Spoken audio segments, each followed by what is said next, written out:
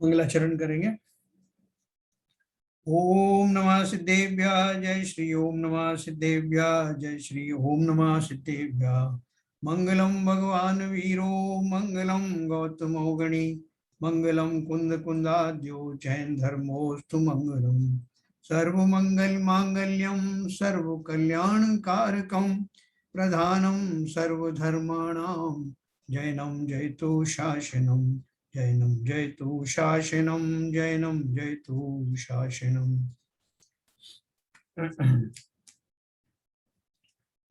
तो देखो हमारे चल रहा है सब्जेक्ट क्रिया परिणाम और अभिप्राय का जीवन पर प्रभाव।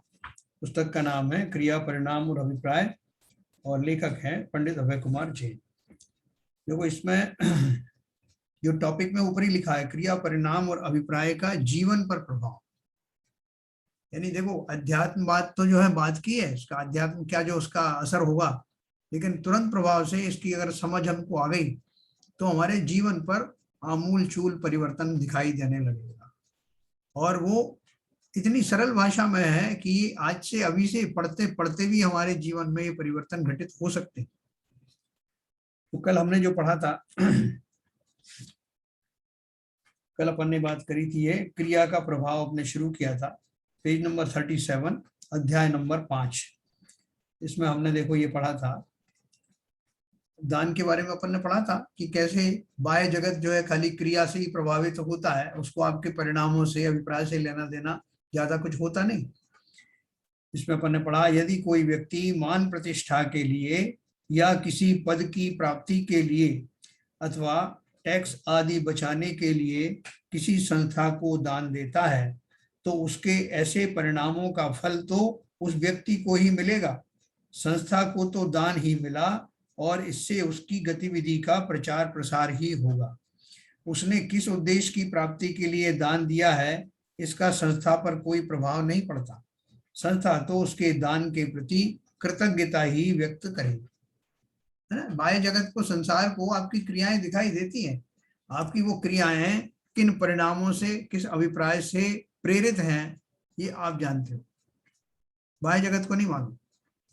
तो इसलिए बाह्य जगत तो कई बार भ्रमित भी हो जाता है कि आपके अच्छे भाववश दिए जाने वाली चीजों को भी लोग खोटे अभिप्राय में ले सकते हैं, और इसके विपरीत जो है आपके बुरे परिणाम होने के बाद भी आपका पुण्य अच्छा है तो लोग उसकी अच्छी बात के रूप में ही ले जाएंगे।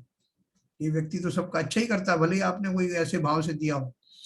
तो कहने का अर्थ क्या है कि अंदर में आपका अभिप्राय क्या है, आपके परिणाम कैसे चल रहे हैं, उनका जानकारी न केवल सिर्फ आपको या सर्वज्ञ को होती है बल्कि आपके पारमार्थिक जीवन में भी उसी के अनुसार कर्म आदि का बंध होता है। बाकी जगत पर कोई मतलब नहीं कि आप क्या कर्म बांध रहे हो या क्या नहीं बांध रहे हो, उनको तो मतलब ये है कि उनका पर्पस सॉल्व हो रहा है कि नहीं, बस। यद्यपि परिणाम और अभिप्राय लौकिक व्यवस्था को सीधा प्रभावित नहीं करते तथापि सुख दुख बंध मोक्ष आदि तो इन्हीं पर निर्भर करते हैं। जैसे मैंने आपको बताया बाहरी दुनिया को कोई लेना देना नहीं, लेकिन मेरा ध्यान रखना मेरे परिणाम कैसे हुए, किन परिणाम पूर्वक मैंने ये कार्य किया है और मेरी मान्यता क्या है, इन दोनों कारण से कर्म बंध का जो सिद्धांत है वो लागू होगा।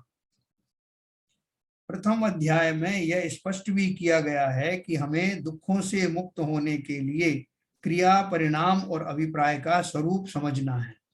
अतः बंध मार्ग और मोक्ष मार्ग पर इनका क्या प्रभाव पड़ता है इस तथ्य की मीमांसा करना आवश्यक है। देखो उन्होंने की एक बात क्या कही कि ये जो मेरा बाह्य जगत को तो मेरी क्रियाओं से मतलब है, लेकिन अंदर में मेरा जो मंतव्य पड़ा हुआ है, जो अभिप्राय पड़ा है या जो मेरे भाव चल रहे हैं, परिणाम चल रहे हैं, उनसे मेरे जीवन में सुख दुख का क्या संबंध है। अपना का असली पता वहां से लगेगा। पब्लिक को तो मैंने जो देना था दे दिया, परिवार के लिए दे रहा हूँ, समाज के लिए दे रहा हूँ और वो अपना कर रहे हैं, लेकिन मेरे अंदर मतलब मुझे लाभ या नुकसान या सुख दुख की प्राप्ति उन परिणामों और अभिप्राय के कारण ही होती है। वो कैसे होती ये अपन पढ़ने वाले। पहला, क्रिया का प्रभाव। पारमार्थिक दृष्टि से देखा जाए तो बाह्य क्रिया से बंध मोक्ष सुख दुख आदि कभी भी नहीं होते। कौन सी दृष्टि से देखा अपन ने?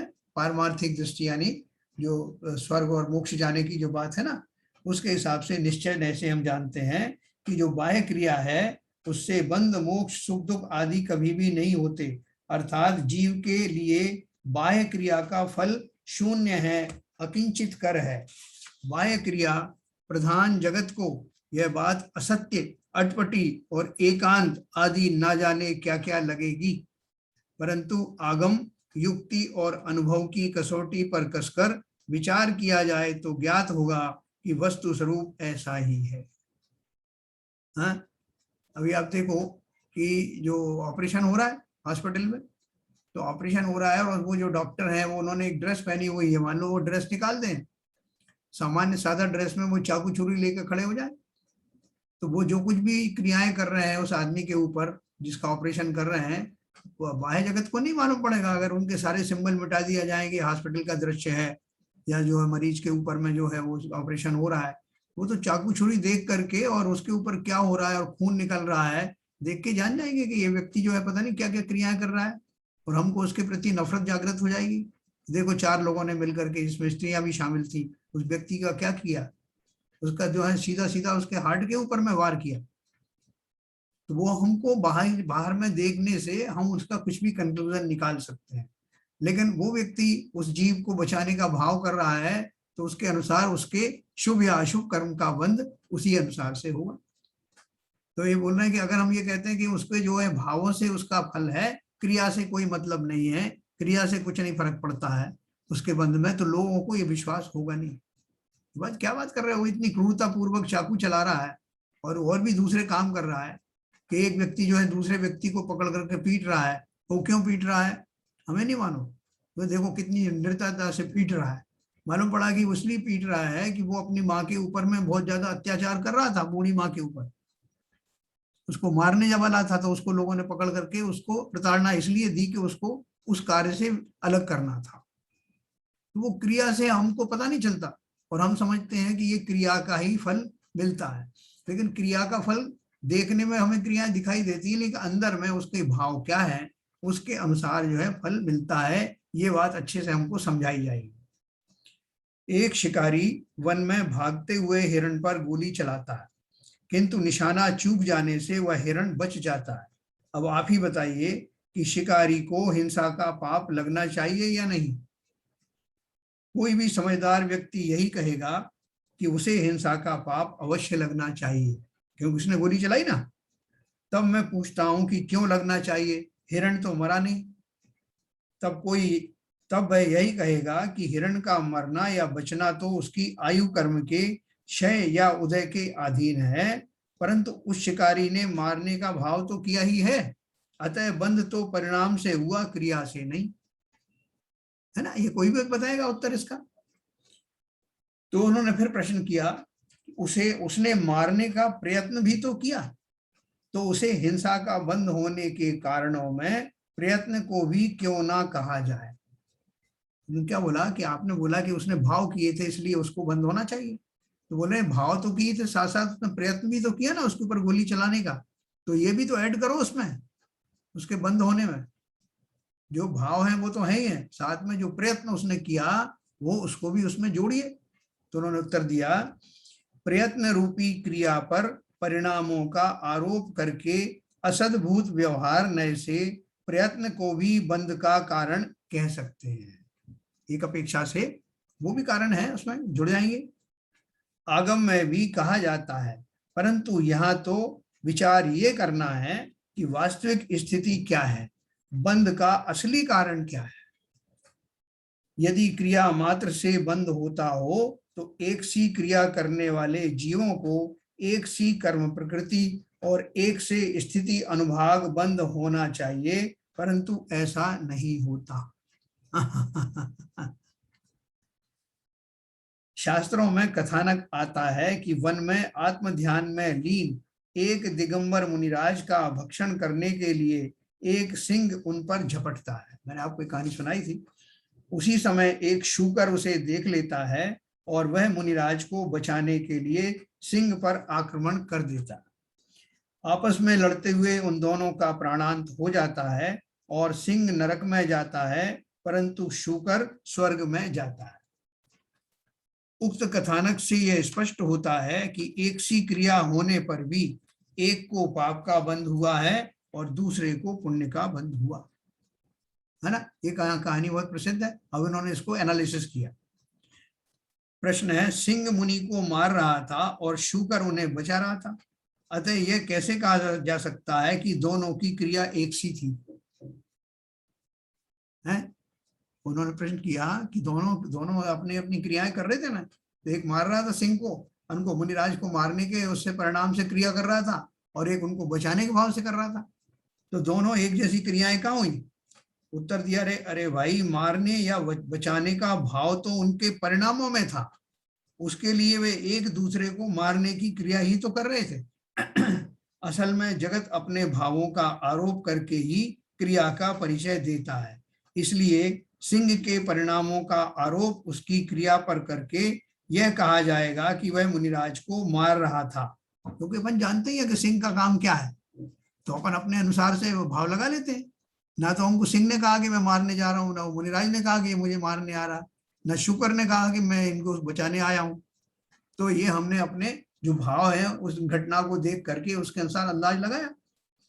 इसलिए सिंह के परिणामों का आरोप उसकी क्रिया पर करके यह कहा जाएगा कि वह मुनिराज को मार रहा था, अतः उसकी क्रिया पाप क्रिया कहलाएगी। और शूकर के परिणामों का आरोप उसकी क्रिया पर करके यह कहा जाएगा कि वह उन्हें बचा रहा था, क्योंकि वो सिंह के रास्ते में आ गया। सिंह जो कोई करना चाहता था वो शूकर उसको नहीं करने देना चाहता था, इससे हमने अंदाज लगाया कि वो उसको रोक रहा था, अतः उसकी क्रिया शुभ क्रिया कहलाएगी, क्योंकि भावों के बिना क्रिया अच्छी बुरी कुछ भी नहीं होती। आगम में भी क्रिया पर भावों का आरोप करके मन वचन काय की शुभ क्रिया को शुभ योग और अशुभ क्रिया को अशुभ योग भी कहा गया है। इस समय जब वो पूरी ईमानदारी से शेर से लड़ रहा है तो उसके मन वचन काय की क्रिया उसी डायरेक्शन में काम कर रही थी, यानी मन से भी वो चाहता था कि मुनिराज को बचाया जाए, और भाव भी उसके वैसे भाव की मन भी थे, और वचन तो उसके जो है जो जैसे हो सकते हैं, दहाड़ना या अपनी भाषा में जो बोलना वो हो सकते हैं, और क्रिया शारीरिक क्रिया भी उसकी उसी अनुसार हो रही थी। आगम में भी क्रिया पर भावों का आरोप करके मन वचन काय की शुभ क्रिया को शुभ योग और अशुभ क्रिया को अशुभोपयोग भी कहा गया है। फिर प्रश्न किया, उक्त क्रिया और परिणाम के साथ उन दोनों के अभिप्राय में क्या था? आपने दो बात तो बता दी, क्रिया एक जैसी थी और आपने बता दिया उनके परिणाम अलग अलग थे। अब अभिप्राय की बात और कर लो। उत्तर दिया, सिंह तो अज्ञानी ही था, क्योंकि यदि वह ज्ञानी होता तो उसे मुनिराज पर उपसर्ग करने का भाव ही नहीं आता, है ना। इन सबसे अपन एनालाइज कर सकते हैं ना। उसके अभिप्राय में यही अज्ञान मिथ्यात्व था कि मैं सिंह हूं, यह व्यक्ति मेरा भोजन है, मैं अपने पराक्रम से इसे मार कर खा सकता हूं, मैं इसे खाऊंगा तो सुखी हो जाऊंगा। इस प्रकार उसके अभिप्राय में सातों तत्वों संबंधी भूल विद्यमान थी। सातों तत्वों की भूल कैसी है कि मैं जीव हूं ये ना मान करके अपनी पर्याय जनित भाव से पर्याय को ही मान रहा था कि मैं सिंह हूं, मैं जीव द्रव्य हूँ, शुद्ध जीव द्रव्य हूँ, ऐसा उसका भाव ही नहीं था। मैं आत्मा हूँ, शरीर से शरीर रूप मेरी पर्याय मेरा स्वरूप नहीं है, ऐसा उसको कहाँ चिंतन था। तो इसलिए उसके जिसका एक तत्व में जिसकी भूल होती, सारे तत्वों में ही उसकी भूल होती। मैं किसी को मार सकता हूँ, किसी को खा सकता हूँ, किसी को जिला सकता हूँ, किसी को मार सकता हूँ, और मैं इस पर इनको खा करके इससे सुखी हो जाऊंगा। ये सारे जो है जितने भी प्रतिकूल बातें हैं, ये सब सात तत्वों के विरुद्ध बातें हैं। तो इसलिए उन्होंने कहा कि अगर वो इस तरह की बात सोच के उनके ऊपर झपट रहा है तो इस प्रकार उसके अभिप्राय में सातों तत्वों संबंधी भूल विद्यमान थी। सिंह को पूर्व भव के बैर के कारण भी मुनिराज पर उपसर्ग करने का भाव आ सकता है।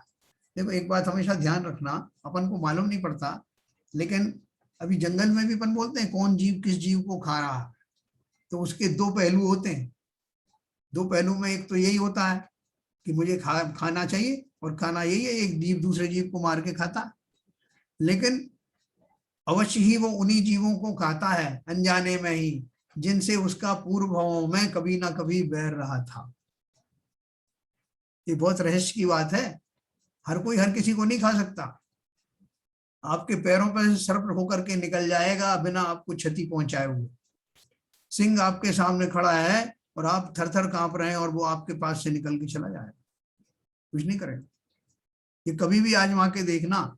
हम व्यर्थ ही डरते हैं, उन सर्पों को मार डालते हैं कि हमारा अनिष्ट ना कर दे, वो नहीं करते। कितना भी खतरनाक जीव होगा, अगर आपसे आपका उससे पूर्व में कोई बैर नहीं होगा तो आप निरापद रूप से बाहर निकल सकते हैं, बाल बांका नहीं होगा। लेकिन हमें एक तो इतना विश्वास नहीं है इस प्रक्रिया का। संसार में जितने व्यक्ति हमारे सामने खड़े होते हैं घटना में, कोई हमारा अपमान कर देता है, कोई हमें जो है तिरस्कार करता है, कोई हमको और तरह से जो है दुखी सुखी करता रहता है, तो वो जीव कौन है? वो एटर्नेंडम नहीं है कि अचानक आ गए, जैसा वो तो कोई भी आ सकता है, नहीं, कोई भी नहीं आएगा। उन सब से आपका पूर्व में अवश्य कोई ना कोई नाता रिश्ता, कोई घटनाक्रम में जुड़े हुए होते हैं, इसलिए वो आपके संपर्क में आते हैं। आपने अच्छा किया होगा तो वो आपको शुभ वचन कह करके चला जाएगा, आपकी प्रशंसा करके चला जाएगा, और नहीं किया होगा तो अकारण ही बैर भी धारण कर लेगा। ये पक्का नियम है, ये ऐसे एटरेंडम नहीं हो जाता कि भाई साहब मैं तुम्हें बच के रहता हूँ, पता नहीं कौन कब क्या कर डाले। किससे बचोगे?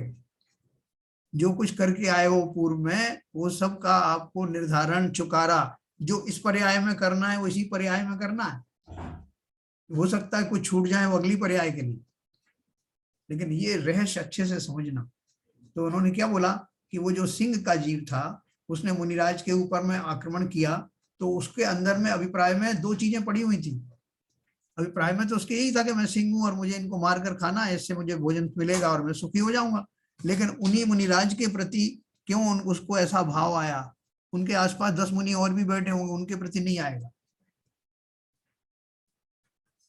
तो एक को खा के चला जाएगा, तो दूसरों क्यों नहीं खाया? तो वो मुनिराज ये नहीं कहे भाई मुझे ही क्यों मारना चाहते, तो बगल में दूसरे बैठे ना, उनसे निपट ले। लेकिन उसके भाव जो है उन्हीं के प्रति आएंगे। तो इसलिए उन्होंने लिखा है, सिंह को पूर्व भाव के बैर के कारण भी मुनिराज पर उपसर्ग करने का भाव आ सकता है।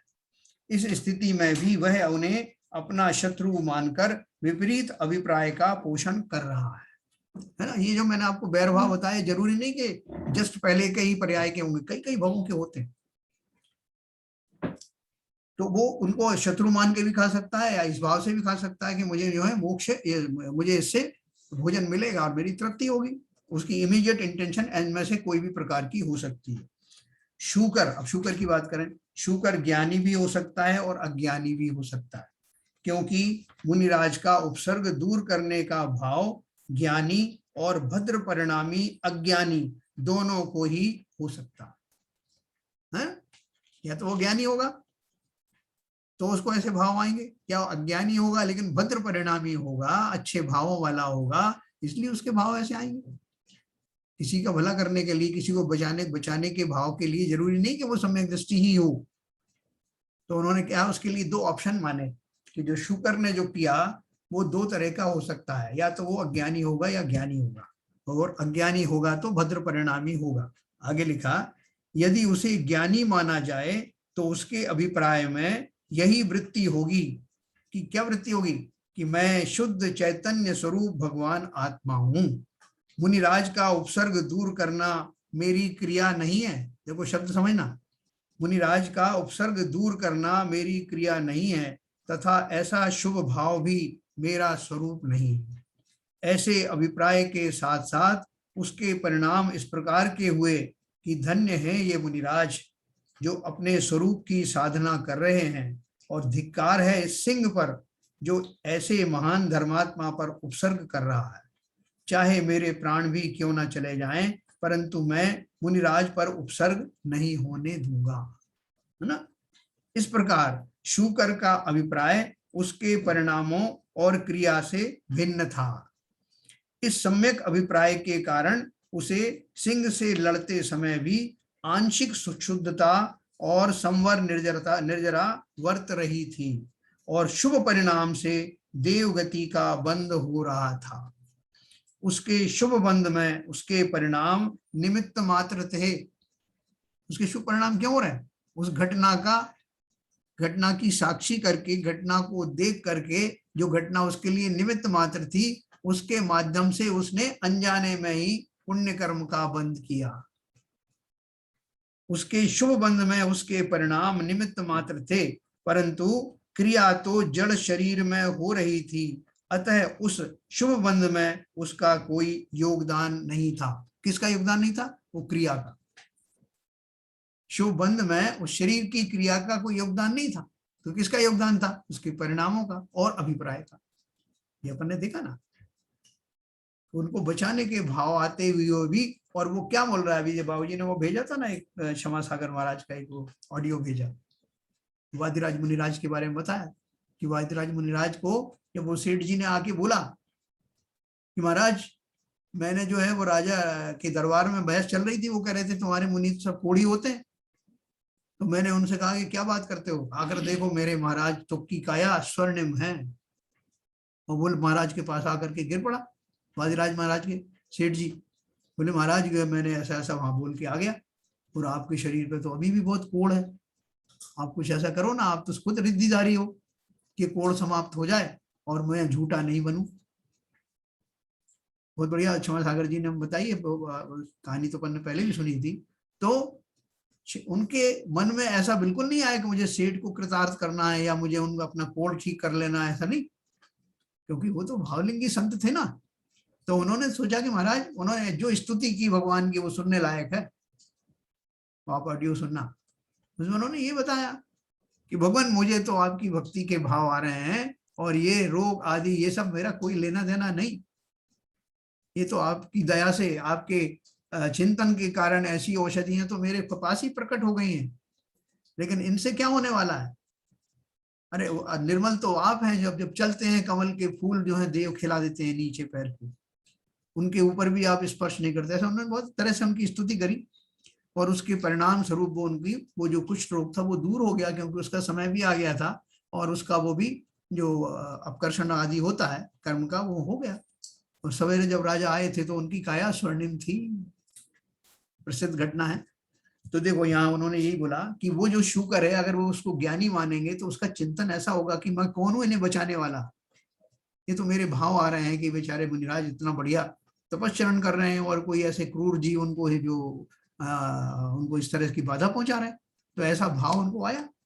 लेकिन ज्ञानी था, तो ज्ञानी होने के कारण अब उसकी जो परिणाम थे और जो उसका जो अभिप्राय था उसके कारण उसको शुभ गति का यानी देव पर्याय का बंध हुआ, क्रिया से नहीं हुआ। क्रिया में तो वो लड़ रहा है।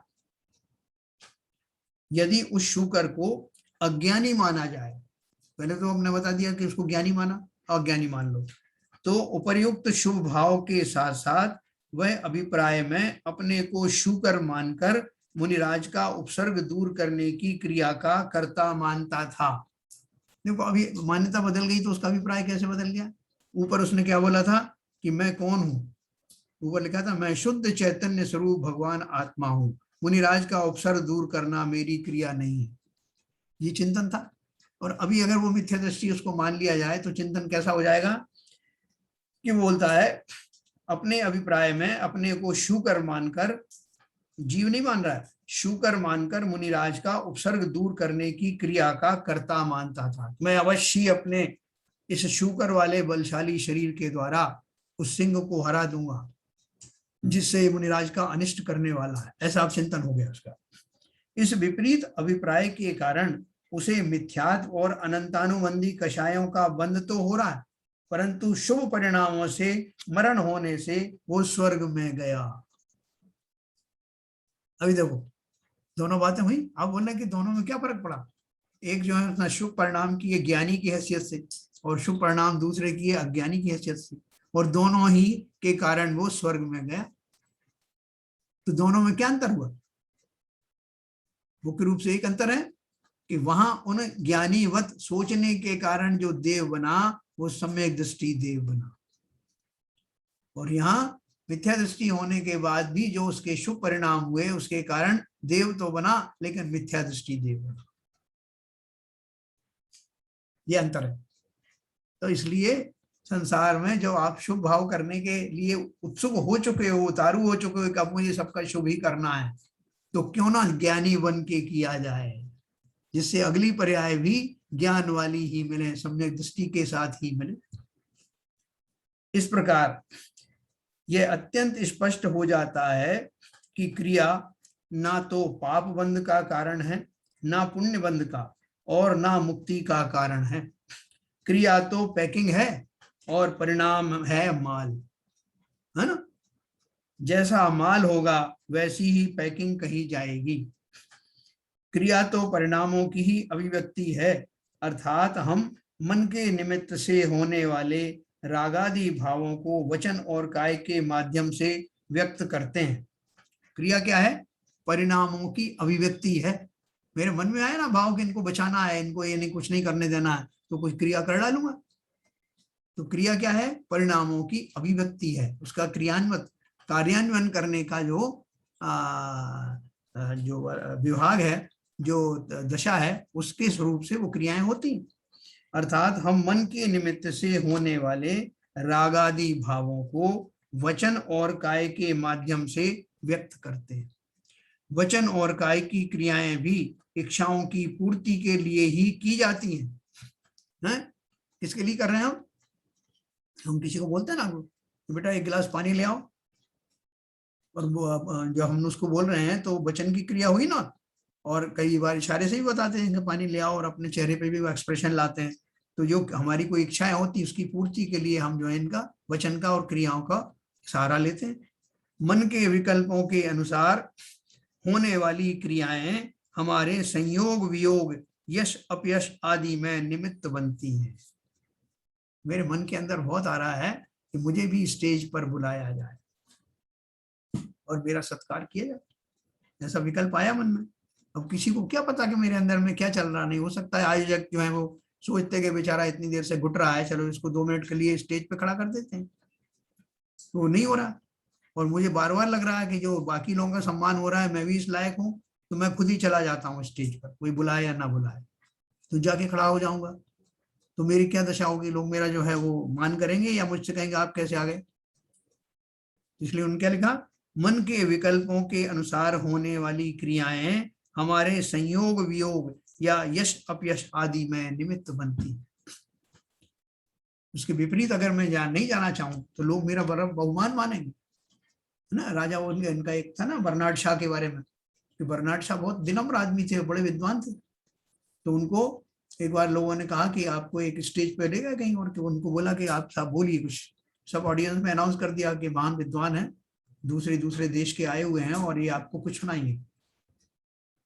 तो वो नहीं जाना चाहते थे स्टेज पे, वो विनम्र थे, उनको ऐसा सार्वजनिक रूप से कुछ करना अच्छा नहीं लगता था। लोग घसीट के ले गए उनको स्टेज। तो उन्होंने कहा कि देखो भाइयों बहनों, मैं आपको जो कुछ बताना चाहता हूँ वो आप लोग जानते हैं क्या कि मैं क्या बताना चाहता हूँ? लोगों ने कहा नहीं नहीं हम नहीं जानते। बोले जब आप जानते ही नहीं हो कि मैं क्या बताने वाला हूँ तो मेरे बताने का क्या फायदा? नीचे उतर आए। फिर लोगों ने कहा अरे अरे ये तो वापस चले गए, फिर पकड़ के लाए। तो उन्होंने कहा कि नहीं नहीं आपको कुछ बोलना है। तो उन्होंने फिर कहा कि आप लोग जानते हैं क्या कि मैं क्या बताने वाला हूँ? तो पब्लिक जो है वो समझ गई। तो उनमें से आधे लोग बोलने लगे हाँ हाँ, सब लोग बोलने लगे हाँ हम जानते हैं कि आप क्या बताने वाले। उन्होंने बोला जब आप जानते ही हो कि मैं क्या बताने वाला हूँ तो मुझे बताने का क्या फायदा? वो फिर नीचे उतर आए। अब तीसरी बार फिर ले गए उनको। तो उनमें से आधे लोग समझ गए कि क्या जवाब देना है। फिर उन्होंने वही प्रश्न पूछा कि भाइयों बहनों क्या आप जानते हो कि मैं क्या बताने वाला हूँ? तो आधे लोग बोलने लगे कि हम जानते हैं, आधे बोलने लगे हम नहीं जानते। उन्होंने बोला बहुत बढ़िया बात है, जो लोग जानते हैं वो उनको बता दें जो नहीं जानते हैं, मेरा क्या काम क्या हो। फिर उतरा। कहने का अर्थ क्या है कि जो वास्तव में विनम्र होते हैं, जो नहीं चाहते कि उन्हें कोई ख्याति आदि मिले, उनको सहज में ही ख्याति और मान सम्मान मिल जाता है। उनको पाने की अभिलाषा करने की जरूरत नहीं, और उससे उनको कोई आनंद भी नहीं आता। वो इतने विनम्र होते हैं कि आप उनकी तारीफ उनके मुंह पर करो तो उनको लज्जा आती।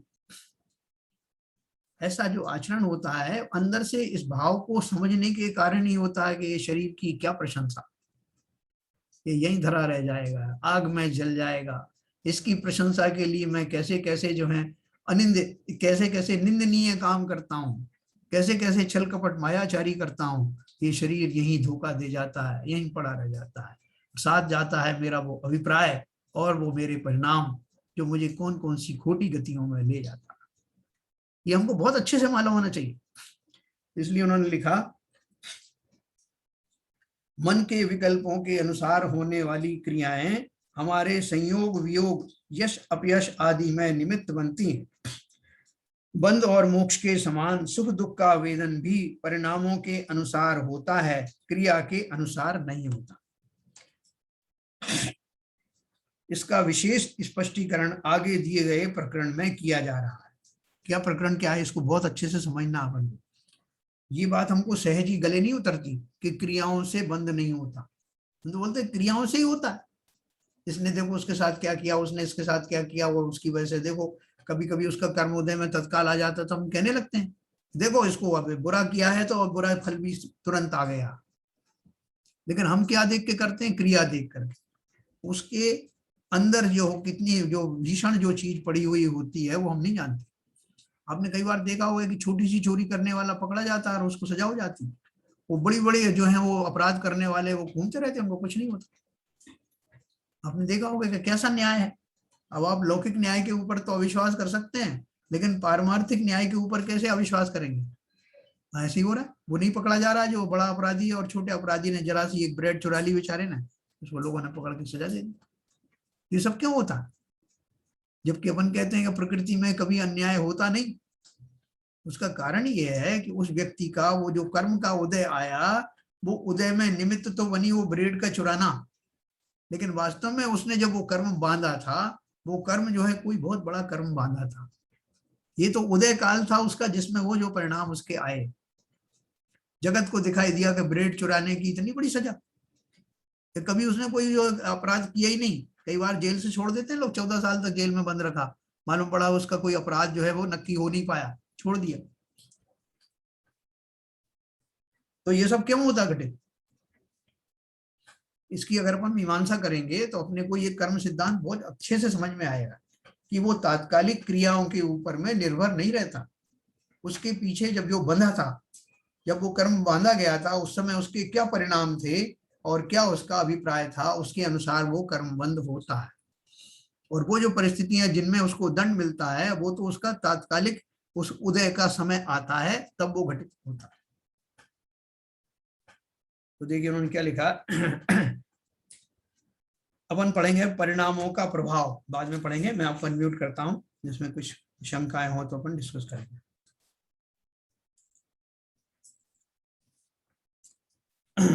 साहब जी, ये आपने जो शुकर का एग्जाम्पल दिया था, हाँ जी, जैसे शुकर अगर ज्ञानी है तो उसको तत्ववेद का ज्ञान है, तो उसने पहले उसका जो मंतव्य था उसमें तो ये था कि मैं क्या मुनि राज को बचा सकता हूँ, मैं कौन होता हूँ बचाने वाला। हाँ, मगर परिणाम उसके ऐसे हुए कि ये इन पर अत्याचार हो रहा है तो मेरे को बचाना चाहिए। तो इन परिणामों और उसके अभिप्राय की वजह से उसको सम्यकदर्शी देवगति स्वर्ग में प्राप्त हुई। हाँ। तो मेरा प्रश्न ये है कि इस समय अभिप्राय और परिणाम दोनों का रोल रहा कि केवल अभिप्राय का रोल रहा कि परिणाम उसके गुण रहे इसमें? ये मेरा क्वेश्चन है। बहुत अच्छा क्वेश्चन है आपका। देखो आप बिल्कुल ये भी कह सकते हैं कि अगर उसके जो है अभिप्राय में सम्यक दृष्टिपना था, या उसकी जो मिथ्या दृष्टिपना नहीं था, उसकी मान्यता जो है वो सम्यक दृष्टि जैसी थी, सम्यक दृष्टिपना ही था, तो उसने फिर ऐसा क्यों सोचा कि मैं इनका भला अच्छा बुरा कर सकता हूँ? हाँ, ये भी क्वेश्चन उठता है ना, क्योंकि आपने पहले कह दिया कि ऐसा वो सोचते नहीं कि मैं किसी का क्या अच्छा बुरा करूंगा, या फिर भी उसने किया। तो इसका जी, जवाब क्या है ना, अब सही बात है। तो उसका देखो जवाब तो मैं ये समझता हूँ जी, कि उसका पूर्व जन्म का उसका कर्ज था मुनि महाराज के ऊपर, तो उनने कोई उस पर उपकार किया होगा, तो उसका निवारण करना है इस समय, नहीं उसका चुकारा करना है। वो भी एक कारण हो सकता है। उसको डिनाई नहीं कर रहे हैं, लेकिन इसकी और बारीकी में अगर आप जाएं ये तो मैंने प्रश्न किया है आपके सामने। तो उसकी और बारीकी ये है, रामचंद्र जी शाहीक सम्यक दृष्टि थे। हाँ तो वो शाहीक सम्यक दृष्टि होने से वो सब जानते थे कि मैं कौन हूँ और दूसरा जीव कौन है, लेकिन उसके बाद भी उन्होंने कितने युद्ध किए। हाँ, उसको सुग्रीव को बचाया, बाली को मारा, सुग्रीव को बचाया, एक जो वो था अपना वज्रकर्ण नाम का, एक सिंगोदर से बचाया उसको, उसके प्रति युद्ध किए, सारे बहुत सारी घटनाएं हुई। तो क्यों क्यों बचाया? लक्ष्मण जी की लाश को 6 महीने चिपकाए रहे। हाँ वो तो खैर चलो बात की बात है, लेकिन अपन इतनी घटनाओं को देखें कि उन्होंने युद्ध आदि क्यों किए? तो क्योंकि युद्ध आदि करते समय तो उनको कोई ऐसा कोई भारी कोई धक्का भी नहीं लगा था जैसे लक्ष्मण की मृत्यु से लगा। इसलिए मैं उस घटना को थोड़ा अलग रख रहा हूँ।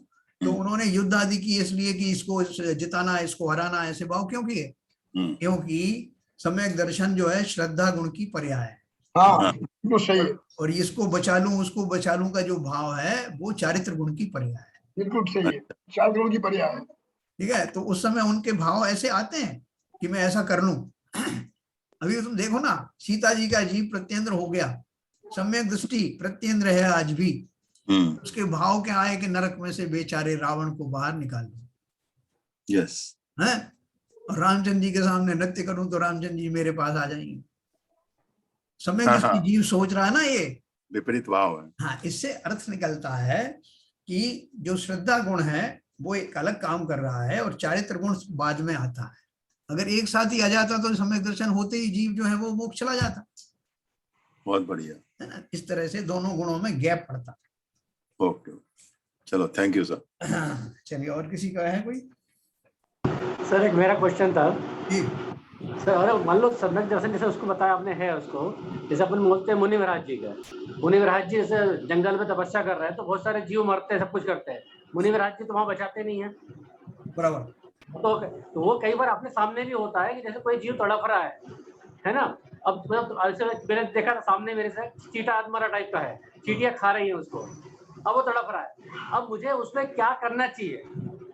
अब मैं वो चीटा को बचाने के लिए, हटाने की लकड़ी से कुछ करता हो सकता है उसमें चीटी भी मर जाए।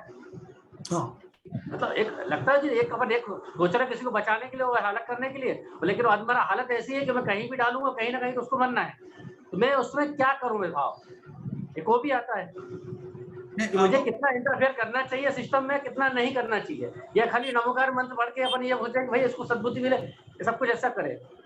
ये आप अपनी बात बता रहे हैं या मुनिराज की बात बता रहे हैं? अपनी भी बता रहे हैं, उनकी भी बता रहा हूँ। जैसे मुनि महाराज जी जैसे बोलते हैं, या फिर जो सम्यक दृष्टि अगर वो शुगर था, शुगर का सम्यक दृष्टि था तो उसके मन में बचाने वाली बात उनको कैसे किया उसने? हाँ, देखिए ऐसा है, अगर शुगर की उदाहरण लें तो शुगर का उदाहरण तो अपन ने बहुत क्लियरली डिस्कस कर लिया कि उसके मन में यही भाव था कि वो आपके हिसाब से वो ये भी सोच सकता था कि मैं अगर ये सिंह को वो काम नहीं करने दूंगा जिसके लिए निकला है तो ये भूखा मर जाएगा। आपके ये भी आप सोच सकते हो कि भाई वो शुकर अगर ये सोच लेता कि मैं कौन होता हूँ मुनिराज को बचाने वाला और कौन होता हूँ सिंह को रोकने वाला, सिंह को अपना काम करने दो, उसको जो भोजन चाहिए वो कर ले अपना भोजन, मुझे क्या लेना देना, है ना, ऐसा भाव हो सकता ना? जी सर। इसका उत्तर मैं देता हूँ कि ऐसा भाव जो है जीव को आते नहीं है और उसके भावों को गवर्न करने वाली बहुत सारी चीजें होती हैं। जैसे आपने ये बताया कि कोई किसी का पूर्व का मित्र और शत्रु भी हो सकता है, ये भी एक भाव है।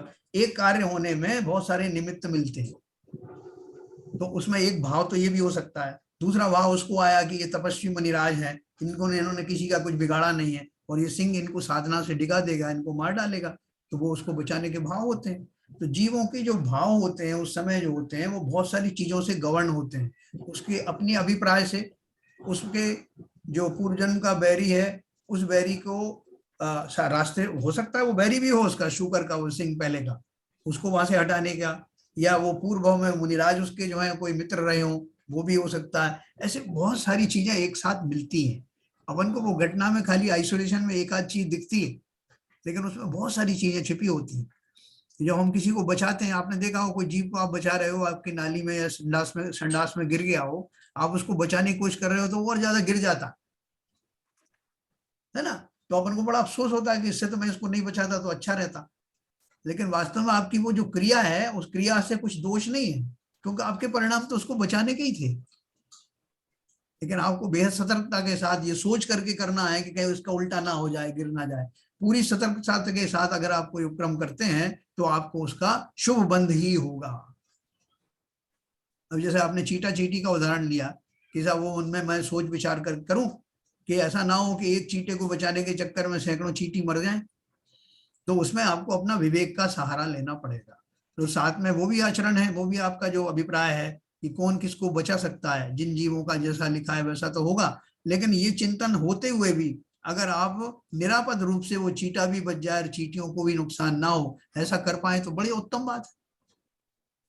प्रयत्न तो करना चाहिए ना, सामने पड़ा हुआ है तो आप कैसे छोड़ देंगे। और अभी हम जो है कोई इतने मुनिराज तो बन नहीं गए, इसलिए हमारी गृहस्थ की भूमिका में जितना जीवों को बचाया जा सके, जितना अपने शुभ परिणाम के अंतर्गत हो, उतना अवश्य करना चाहिए। ठीक है सही, मैं आपके बात को कुछ कर पाया समाधान संजय प्रकाश। चलिए, और किसी का कोई प्रश्न हो?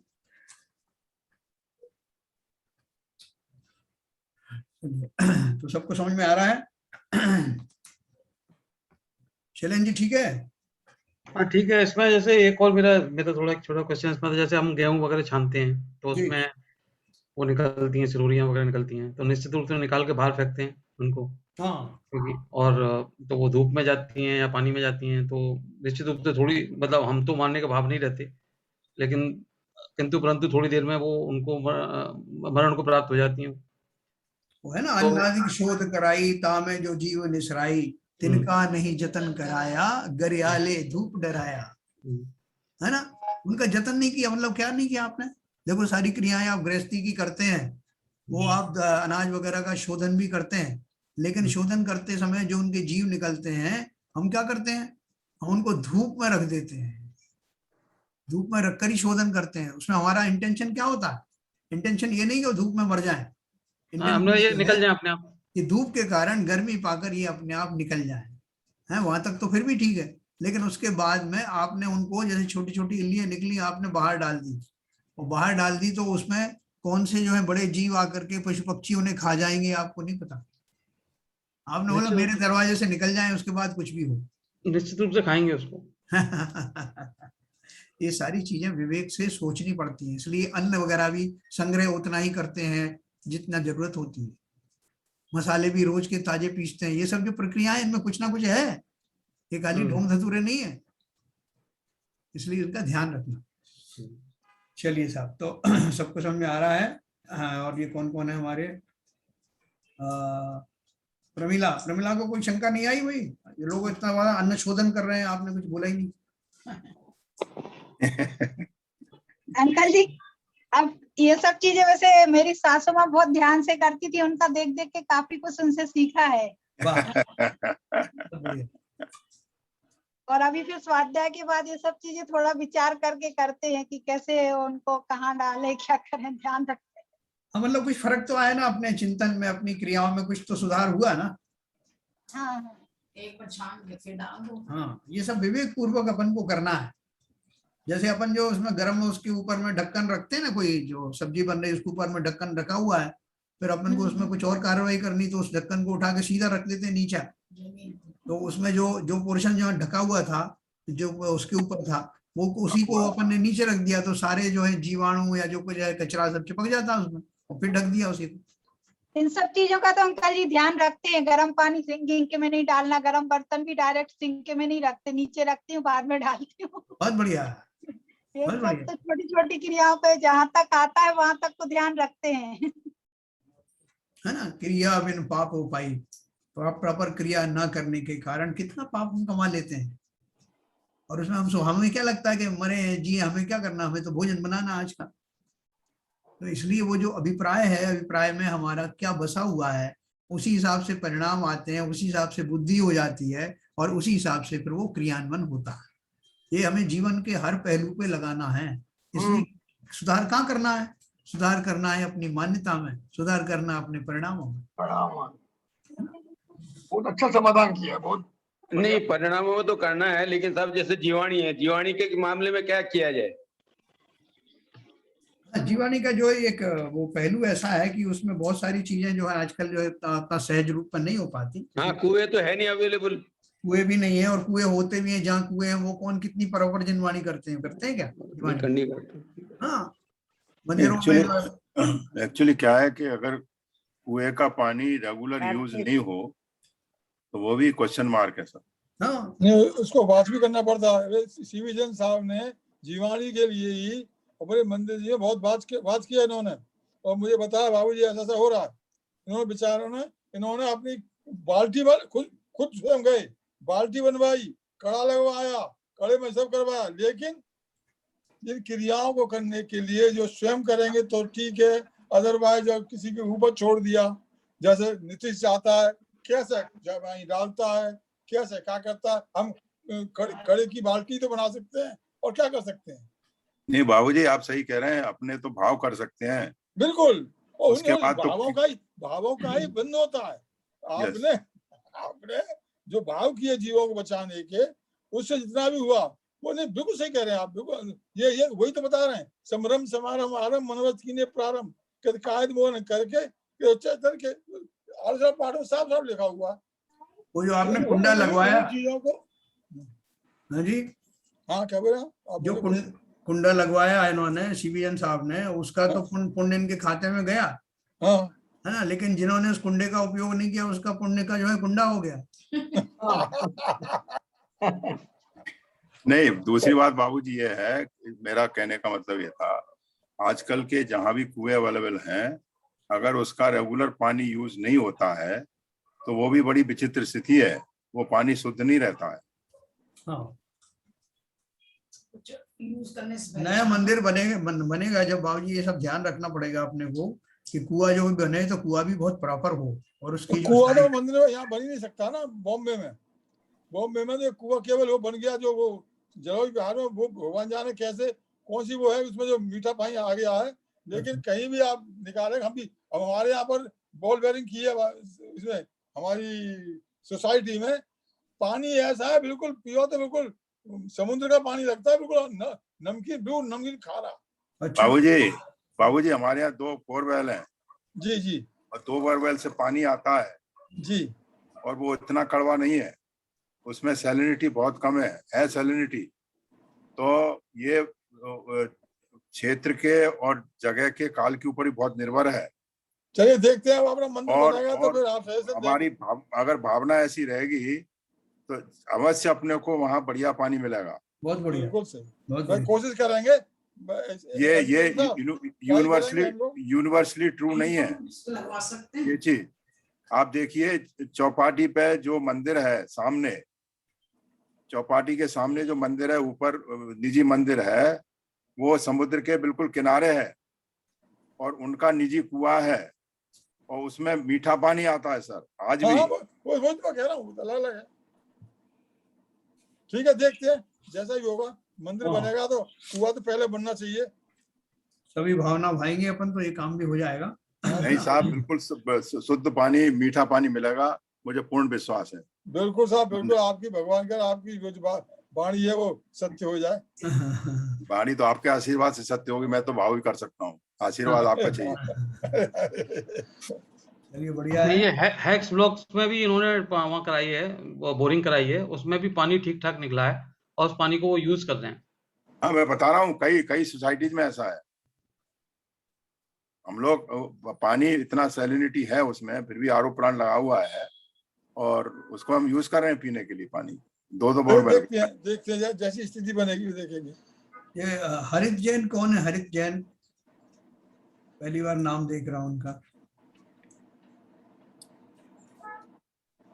हरित जैन कोई है, परिचय देंगे अपना? जैन क्या बरखा जी, आप जो है अपना जलवायु में जो कुआं है उसका उपयोग कर पाती हैं? नहीं अंकल जी, अभी नहीं हो पाता। पहले मेरे लगा। अच्छा, वो उपयोग नीतीश के थ्रू ही होता है।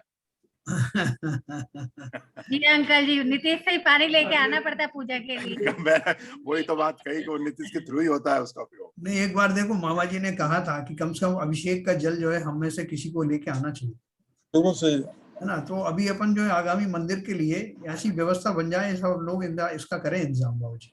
ये पहले बोलते मामा जी लेके जब जाते थे। मंदिर प्रांगण में जब बनेगा हाँ तो फिर हुआ कहीं तो जाने की फिर तो जरूरत कोई नहीं। दिक्कत ही नहीं है ना। सही बात, सही तो बात। ये जो है ना, भगवान कह रहे हैं मंदिर प्रांगण में कुआं बने और कुएं के अंदर पानी मीठा आए। आएगा बाबूजी, अवश्य आएगा, आप निश्चिंत रहिए। तो जो सब मीठे वचन बोलने वाले सब खड़े हो जाएंगे आसपास। हाँ बिल्कुल साहब, बिल्कुल सही कह रहे हैं। भावना तो भाव कम से कम। तो चलिए मैं एक 4 लाइन और पढ़ता हूँ, तो टाइम है, फिर उसके बाद समाप्त करेंगे। परिणामों का प्रभाव क्या है? अभी 4-5 मिनट है हमारे पास। हाँ बिल्कुल बिल्कुल।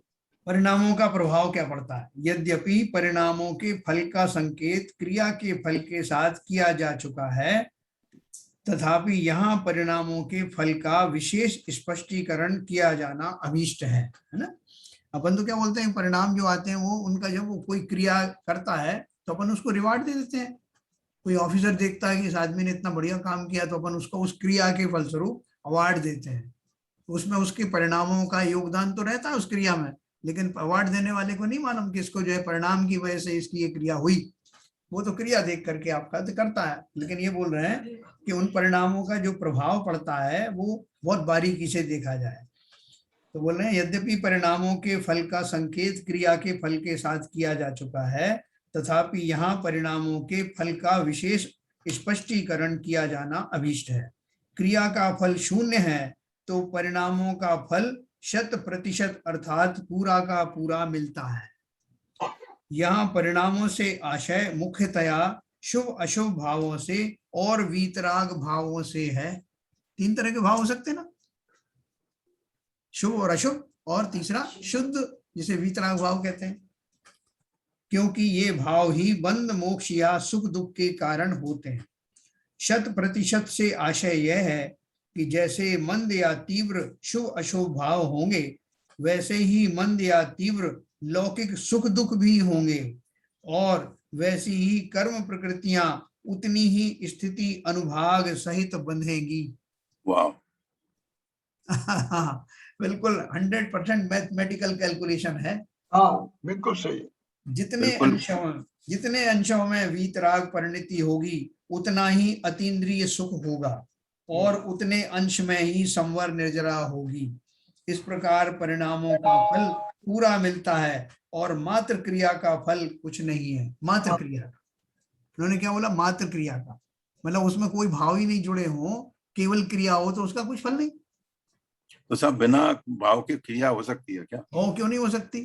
अपन ने पूजन का उदाहरण दिया ना कि मैं सोच तो कुछ और रहा हूँ और मेरे द्रव्य अच्छा ठीक है, क्रिया कुछ हो रही है। सही बात, ठीक है। चिंतन कुछ, फिर संभाषण कुछ, क्रिया कुछ की कुछ होती है। बिल्कुल सही बात।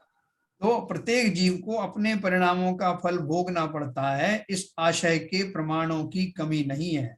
परिणामों के अनुसार ही बंध मोक्ष तो होता ही है। लौकिक सुख दुख भी परिणामों के अनुसार होते हैं, क्रिया के अनुसार नहीं। यदि 4 व्यक्ति एक साथ भोजन कर रहे हों या टीवी देख रहे हों तो सबको एक सा आनंद नहीं आएगा, लेकिन जिसका जैसा राग होगा उसे वैसा सुख या इंद्रिय सुख का वेदन होगा।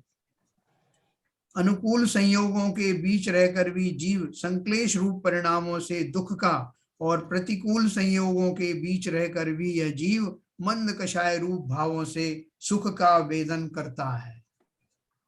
एक मजदूर कठिन परिश्रम करके रूखी रोटी खाकर आनंद का अनुभव करता है, तथा पत्थर की शिला पर भी चैन की नींद सोता है, जबकि एक सेठ आलीशान वातानुकूलित भवन में रहते हुए भी फैक्ट्री की हड़ताल से चिंताग्रस्त होने के कारण विविध मिष्ट व्यंजन खाते हुए भी ना तो उनका आनंद ले पाता है और ना डल्लप के गद्दों पर लेटते हुए भी चैन की नींद सो पाता है ना। तो देखो इसमें और भी चीजें लिखी हैं इसके, जो अभी उसमें दो बातें और हैं कि एक तो क्या है कि वो जो भोग आदि अपन को मिलते हैं। अब देखो संसार में बहुत सारे ऐसे जीव हैं जिन्हें देख करके अपन को लगता है कि इनको हर परिस्थिति में बड़ा फायदा होता है, ये शादी ब्याह भी करते हैं, इनको बहुत अच्छे संबंधी मिल गए और जहां जाते हैं इनका बड़ा आदर सत्कार होता है और सब सगे संबंधी इनको खूब भेंट भी देते हैं। तो अपन एक छोटा सा एक कमेंट करके चले आते हैं, भैया इनका पूर्व भाव में इन्होंने कुछ पुण्य किया होगा जिसकी वजह से ऐसा है। एक्चुअल में ही ऐसा है, ये खाली समझाने की बात नहीं है। एक्चुअल में उस व्यक्ति ने उन जीवों के प्रति ऐसा ही उपकार किया था और बिल्कुल वो कैलकुलेटेड ही होता है। अगर उसने ऐसा किया होगा जो लॉन्ग टर्म वाला हो, तो लॉन्ग टर्म में उस पुण्य का की फसल काटता रहेगा, और शॉर्ट टर्म में किया होगा तो शॉर्ट टर्म के बाद में वही जीव उसका शत्रु बन जाते हैं, मित्र शत्रु बन जाते हैं, शत्रु मित्र बन जाते हैं, एक क्षण में कैसे घटित होता है। तो इसलिए जो जीव जो कुछ करता है, जो मुझे आज जो सुखी दुखी मिलता है, जैसे हम अभी इस भाव में काफी कुछ सुखी है ना, इतनी शांति के साथ में हम जिन वाणी का अभ्यास कर रहे हैं, ये ऐसे ही नहीं मिल गया अपन महान पुण्य का होता को, है। सुगमता से दिखाई दे रहा है अपन को, लगता है भाई साहब उसमें क्या है, जैन कुल में जन्म लिया था इसलिए सब मिल गया। पूरा पुण्य इतने का। पहली बात तो जैन कुल में जन्म लेने का पुण्य तो किया ही होगा ना, हाँ, मनुष्य गत पर्याय में आने का जो है वो पुण्य किया था, और उसके बाद भी जैन कुल में आने के बाद कितने जैन कुल में जन्म लेने वाले घूम रहे हैं, कितने लोग स्वाध्याय करते हैं, कितने लोग जो है रोज मंदिर आते हैं। मैं आपको एक उदाहरण देता हूँ जैन साहब जी। एक परिवार था बड़ा संपन्न, बहुत अच्छा, सब कार्य व्यापार सब अच्छा, सब बच्चे अच्छे, सब बड़े पद पे। उन्हीं के परिवार में दूसरा एक परिवार था जो थोड़ा कमजोर, लेकिन उनकी वाइफ धार्मिक थी। वो जी। सुबह शाम मंदिर में ही लगी रहती थी। तो वो इतना उसको कहते थे, अरे देखो क्या बेवकूफ है, मंदिर में लगी रहती है, कुछ ढंग से नहीं करती, ये नहीं करती, बच्चों को नहीं संभालती, ये नहीं करती। लेकिन एक 20-25 साल के बाद में जब स्थिति ऐसी आई, जब देखा गया, तो उसके बच्चे सारे सेटल्ड हो गए, और जिनके सब संपन्नता थी, सब कुछ अच्छा था, वो सब बिखर गया। तो ये हमारे ये मतलब एक दिमाग की बात ये होती है कि हम लोग अपने हिसाब से जो करने की कोशिश करते हैं कि हम बहुत कुछ अच्छा कर रहे हैं, वो वैसा होता नहीं है। वो सब अपने हिसाब से ही होता है। जो आप बोल रहे हैं पुण्य कर्म और पूर्व जन्मों का, और अभी के जो पुण्य कमा रहे हैं, उसका कब आपको उसका वो मिलेगा, प्रतिकूलता मिलेगी, कब वो मिलेगा, हम कह नहीं सकते। देखो, हो सकता है वर्तमान में आपको उस व्यक्ति के प्रति बहुत सारी प्रतिकूलताएं होती दिखाई दें, जैसे कि पंडित टोडरमल जी को हाथी से कुचलवा दिया गया था। वो अपना लास्ट लाइन लिख रहे थे, वैसे ही पकड़ के ले गया सैनिक, और वहां उनको हाथी के पैर के नीचे कुचल दिया गया। तो अभी आप क्या कहें कि उन्होंने चूंकि इतनी बढ़िया बढ़िया ग्रंथ लिखे थे, ऐसी बढ़िया रचना कम उम्र में ही कर डाली थी, इसकी वजह से उनको ये जो है हुआ, उपसर्ग हुआ कि भैया हमने तो तभी से प्रेरणा ले ली कि ना अच्छी किताबें पढ़ना ना लिखना, कोई भी हाथी के नीचे कुचलवा देगा, इसलिए हम नहीं करते ऐसा काम। तो देखो, उन घटनाओं से, तात्कालिक घटनाओं से ये ग्रहण मत करना। हाँ, सही बात। वो तात्कालिक घटना भी घटित हुई होगी, उनका कोई ना कोई पाप का उदय भी होगा। तो पुराने कर्म का उदय हुआ सर, लेकिन और आयु भी उतनी बंधी थी, उसी निमित्त से होना था। अरे वाह, बहुत बढ़िया, ये इस तरह से घटित होता है। लेकिन अभी मैं वो पढ़ रहा था, नेक्स्ट अपन जो पढ़ने वाले पुरुषार्थ सिद्धोपाय, उसमें 2 पेज उन्होंने, और वो कहाँ का है, आगास का ग्रंथ है, आगास की कृति में पढ़ रहा था, उसके इंट्रोडक्शन में, तो उन्होंने पंडित टोडरमल जी की इतनी उसमें तारीफ लिखी है, और उसमें ये प्रकरण भी लिखा है कि वो उन्होंने जो अधूरा छूट गया था, जो मोक्ष मार्ग प्रकाशक का भी खास लिखा है, वो जो है लोगों का दुर्भाग्य था कि उसे कोई पूरा आज तक नहीं कर पाया, सारे विद्वानों से कह के देख लिया, जबकि उनकी ये पुरुषार्थ सिद्धोपाय जो टीका लिखी थी, वो जो है पंडित दौलत राम जी ने पूरी की, लेकिन मोक्ष मार्ग प्रकाशक के लिए मना कर दी। ये कहीं जयपुर का प्रिंट किया हुआ नहीं है, मोक्ष मार्ग जो सिद्ध पुरुषार्थ सिद्धोपाय, ये आगास का लिखा हुआ है जो मैं पढ़ रहा था। बिल्कुल बिल्कुल, है ना। तो ये सब बातें हैं। तो ये मैं खाली आपको ये बतला रहा हूँ कि वर्तमान में कोई बहुत पुण्य वाला जीव, जिसका की मान्यता भी सच्ची है, अभिप्राय भी सच्चा है, और उसकी जो परिणाम भी सच्चे हैं, फिर भी पूर्व कर्मों के कारण प्रतिकूलताएं भी दिखाई देती हैं, होती हैं। वो तो पूर्व कर्म के उदय से उसे तो भोगना ही है वो। ठीक है सर, तो अपना समय हो गया, अपन और चिंतन करेंगे इसके बारे में, थोड़ा थोड़ा बढ़ रहे हैं अपन आगे। बहुत बढ़िया रहा, बहुत बढ़िया। जिनवाणी से ललित जी,